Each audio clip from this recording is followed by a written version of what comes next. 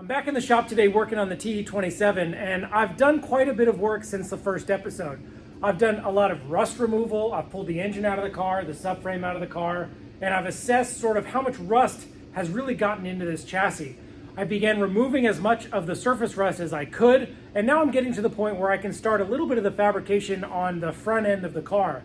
So if you remember previously, I showed you that there's a strut brace that connects the A-pillar to the strut towers on this chassis. That was only about half done when I left off on the project. So what I'm going to do today is I'm going to go in, finish all the rust removal around the strut towers inside and out, go ahead and finish welding on the strut braces on the strut towers, and then tie in the original sheet metal back to the strut towers as well. Let me show you what I'm talking about. Now, the strut towers were covered in surface rust. There was still quite a bit of paint left on them as well. The frame rails were rusting. So I've spent multiple hours with wire wheels and sanding discs getting all of that rust removed. And you can see it's pretty much back to an original metal finish. So what I'm going to work on today is getting as much of the rust off of this area, rust and paint.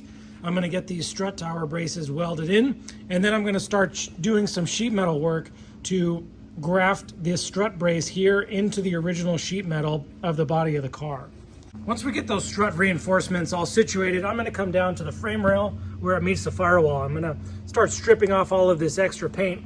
And as you can see here, the firewall where it attaches onto the frame rail actually has a bit of a gap. And these are known areas of separation on the AE86. So I'm going to go ahead and do some plating and brace the frame rail into the firewall and the inner fender well here. So first step is to finish grinding off all the paint. Let's get started.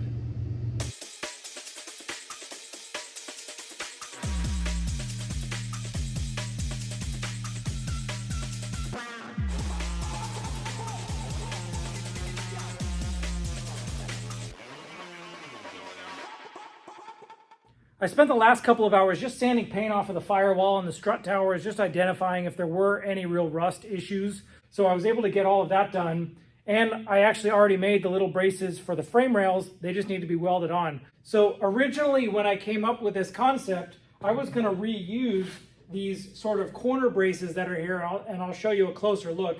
I was going to try to reattach these factory corner gussets. That's why they've been left. And they kind of line up with these edges here. What I can do is just remove these, do all the sheet metal work, and then just re-gusset it with new sheet metal. It'll actually probably end up looking a little bit nicer. So the first step is to get these things cut off.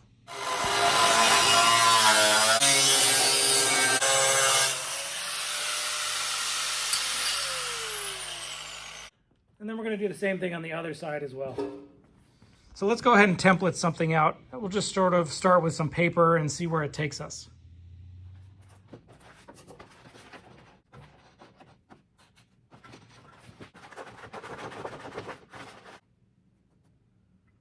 So I just started by drawing a couple of reference points. There's going to be a bend section here that's going to triangulate this gap right here. It's going to fill in this area. And then I just put a couple of bend marks on the piece of paper. I'm just going to go over to the brake. I'm going to trim out this relief, put a couple of bends in it, and then I'm going to continue.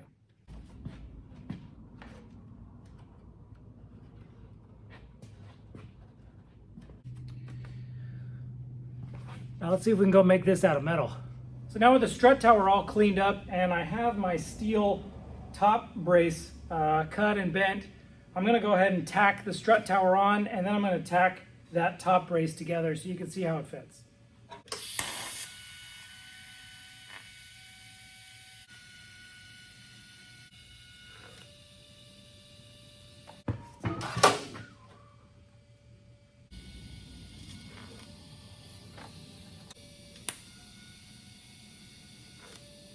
So this covers the gap that goes across that was cut out, and then it also covers this notch section where there was a mismatch from here to here. So that fills in that gap. That's going to obviously get welded as well. And then we have it tied in here to the square tubing that goes up to the front, and it lays over the edge on the front of the frame, the top frame rail here. So once this piece is in place, then we're going to create another piece that does the same thing just over this corner right here. So we're trying to cover up this gap here and tie it back into the square tubing. So our piece is going to drop over the top tie in just like that. So just like before, let's go cut it out of steel. Like I mentioned in the first episode, I used to have a lot of sheet metal equipment and a lot of other fabrication equipment for doing this type of work. And it was mostly sold off when we switched over to CNC machining. So what I've been doing is just sort of buying the bare minimum equipment just to start working on this project. And that just includes a sheet metal shear and also a small finger brake. So this was actually cut out with just an electric shear that you can get off of like Amazon for like 80 bucks. And then I'm just gonna work the rest of the shape with this shear here. I'm just gonna line up all of my lines to rough out the original shape. And any detail work that needs to be done that isn't really a straight line will just be done with a die grinder or an angle grinder.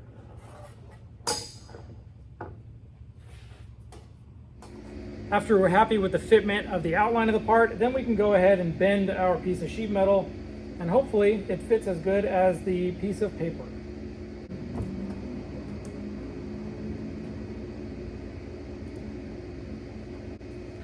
Let's go see.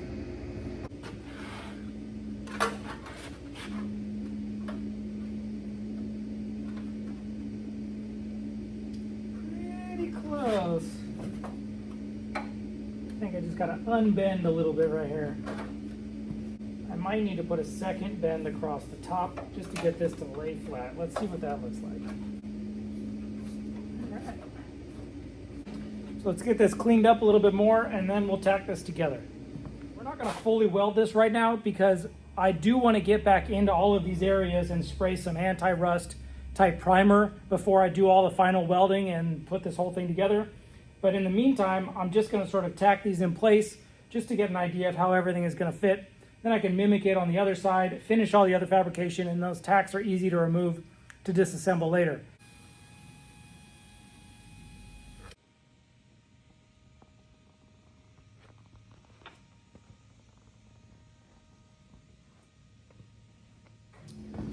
So the last thing for this episode is going to be this corner gusset. It was made in the exact same way as all of these other pieces. It's just going to tie in the strut tower back into the work that we just did onto this frame rail here.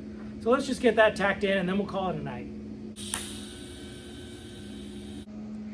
So here we go. We got our frame rail brace. We got our strut tower triangulation. This is just a triangular piece with an angled edge across the bottom and a dimple die. And then our outside sheet metal work to tie it all together. Well, let's just copy it all on the other side. See you guys next time.